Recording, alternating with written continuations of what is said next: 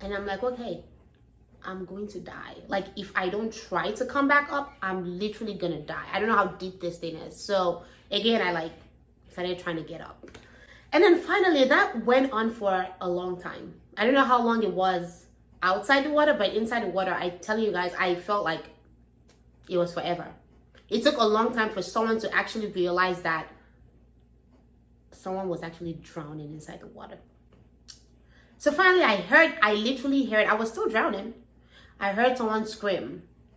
And then it seemed like someone jumped into the water and someone was pulling me. And then the person that was pulling me started drowning.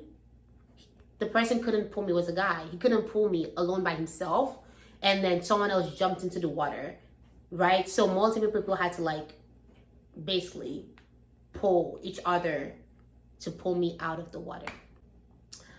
Now, when I got out of the water, for the first like 20 seconds, I still could not breathe. I was just like coughing out water. I couldn't breathe. I couldn't see. Like, and I just had people screaming, like literally just screaming.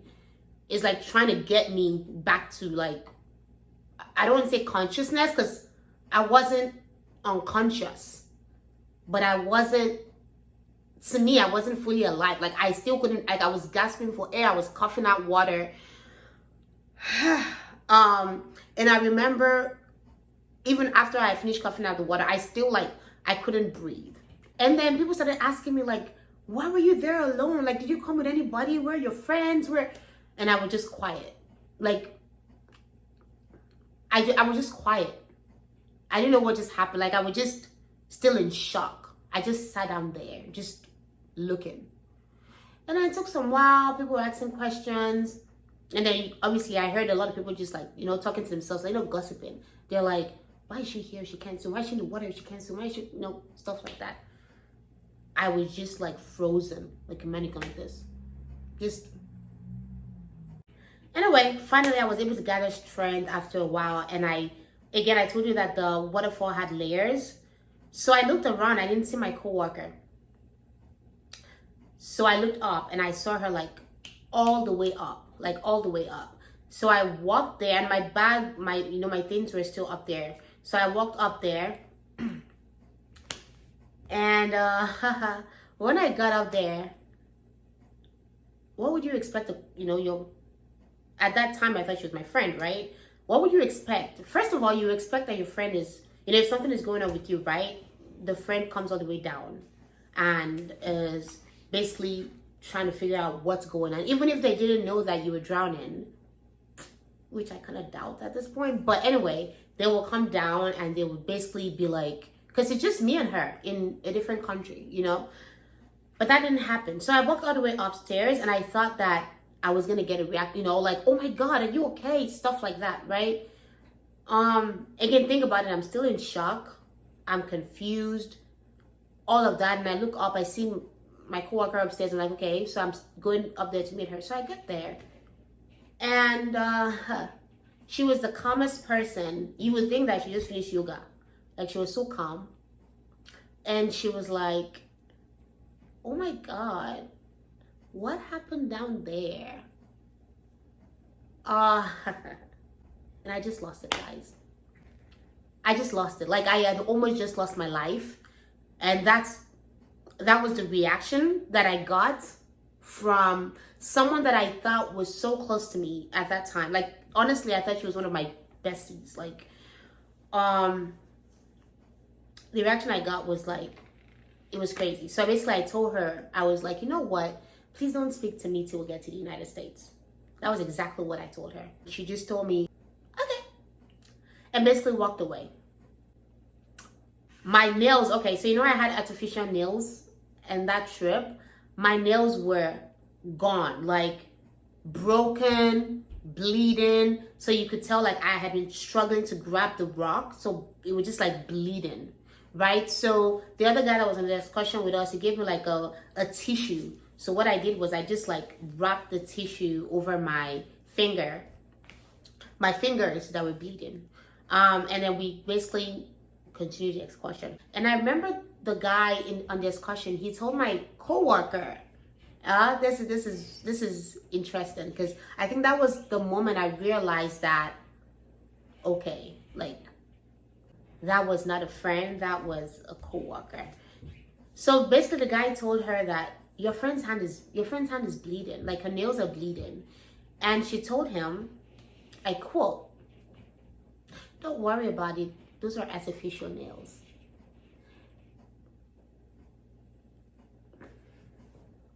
Those were artificial nails.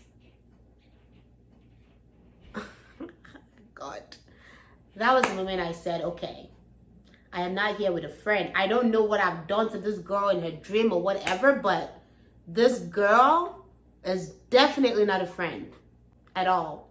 So basically, we went back to the casa, right? And that night we got back to the casa. She went out. I think she went on a date with the guy from the excursion. So you know how I said that we had like Wi-Fi, but we didn't have Wi-Fi. Basically, the Wi-Fi was so slow you couldn't use it.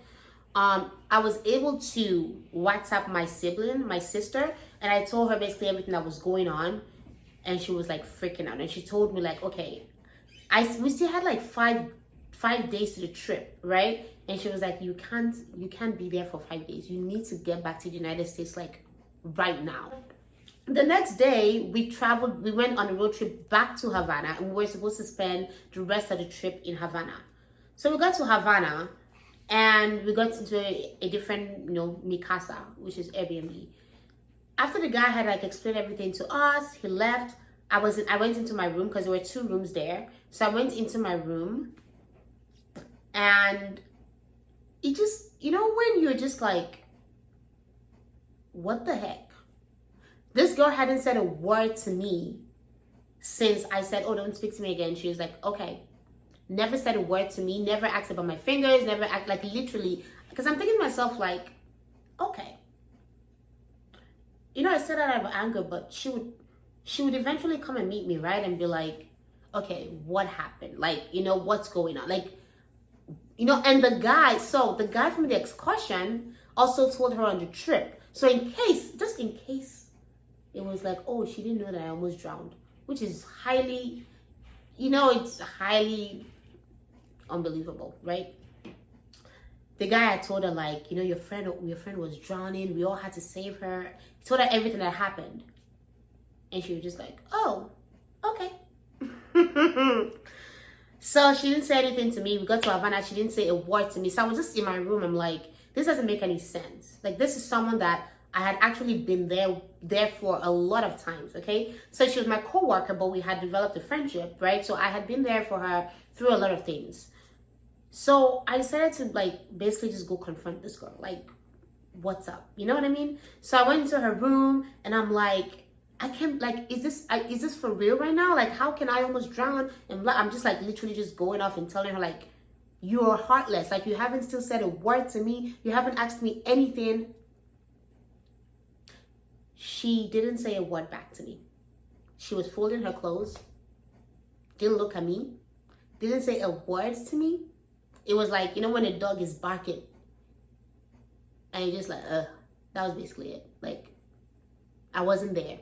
I wasn't in her room at all. I'm like, okay. So I stopped barking, and I decided to just go back to my room. And that was when I told myself, like, I'm not getting my clothes out of my box. I'm getting the heck out of this country. People speak Spanish here. How am I going to get food? How am I going to find a place to get Wi-Fi? Because actually that house, the new casa that we were in, did not have Wi-Fi at all. It wasn't slow. There was like 0 Wi-Fi. How am I going to find literally the basic things to survive, right? And if you think about it, I had also just almost drowned. So I'm thinking about everything in a very heightened state, like, I'm going to die. Like, someone is chasing me. Like, I'm going to die. Like, if I don't get the hell out of here, I'm still going to die. So I went outside and I was looking for a taxi. So I'm just like, taxi. And then there's some really sketchy people there. But they said Cuba was really safe. So I don't know, I took my chances. And the guy came to meet me. He was really sketchy and he was like, oh, you want a cab? He spoke English. He's like, you want a cab? Come. Took me to this cab guy and basically started telling the guy in Spanish. I don't know what he told him, but I got into the cab. I wasn't thinking about, could this guy kidnap me? I just got into the cab, right? And the guy looked at me like, basically, where am I going? And then I told him the name of the street. He didn't know where I was going. We just sat there. So I kept like talking to him like, home, streets, showed him the picture, English. I wasn't getting out of the cab. I didn't care if that guy spoke Arabic, Chinese. I was gonna get to where I was gonna get. Like, my mindset was, I'm gonna work with you, right? Like, even if you don't speak English, we're gonna work together. And we're gonna get me to the United States of America. That's all I was thinking. So before we went to Trinidad, we're in Havana, and there was this hotel that I knew of where they had Wi-Fi. So I basically told him the name of the hotel. He knew the hotel. It was supposedly a fancy hotel in Havana. So he took me to the hotel. Basically looked for the next flight that was going to the United States. The next flight was, so at that time that I was looking, it was around like 2 p.m. The next flight was at 5:30 p.m. I booked the flight for 5:30. I didn't care about the money. I was like, I'm leaving right now. I didn't even care if I didn't make the flight and I missed out on the money. It didn't matter to me. By the time I got into the house, I realized that my coworker was not home. So I wasn't sure where she went. Anyway, so I packed my things, got into the car, and I'm like, I'm leaving her. I don't care. I'm leaving her in this country. But that's fine because she didn't care about me. She didn't ask me. She didn't care about what I was going to eat. I speak English. Nobody else speaks English. She left the house, right? I went to explore, eat, and just left. So I just packed my things, got into the into the cab, and the cab took me to the airport. So I got to the airport around like 4. That's all I was thinking about. Was like, okay, so I'm here now, right? And I just have to be present. Like, I can still make it. So I got on the line, which was super long, super long. Okay, let me tell you guys what happened when I got close to the front of the line. I decided to look back to see how long the line was, like how far I have come in this line. I turned back. Guys, tell me why I saw my coworker on the line with her luggages. Now, keep in mind that I booked my flight like 3 hours before the time to take off. So I'm thinking to myself, when did she book her flight to leave the country? When did she head over to the airport? Where was she when I didn't find her when I got home? Like, there were so many things going through my mind. Like,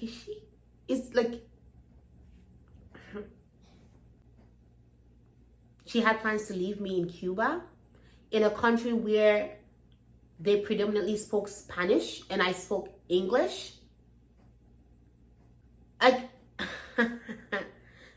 But I was just thankful to myself. Like, I was just thankful that I took the initiative to get myself out of that country and come home.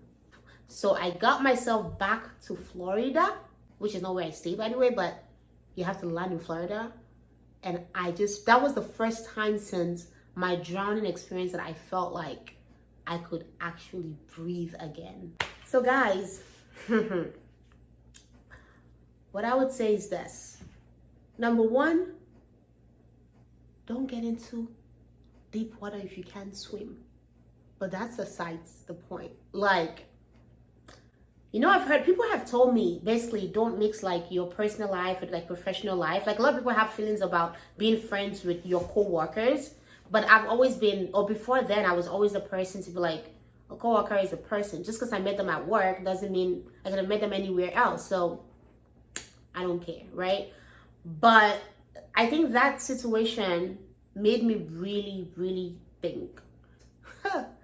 Do not go anywhere with someone that you don't trust, because that's how this video would not have been happening. Okay, it would have been, she went to Cuba and she drowned.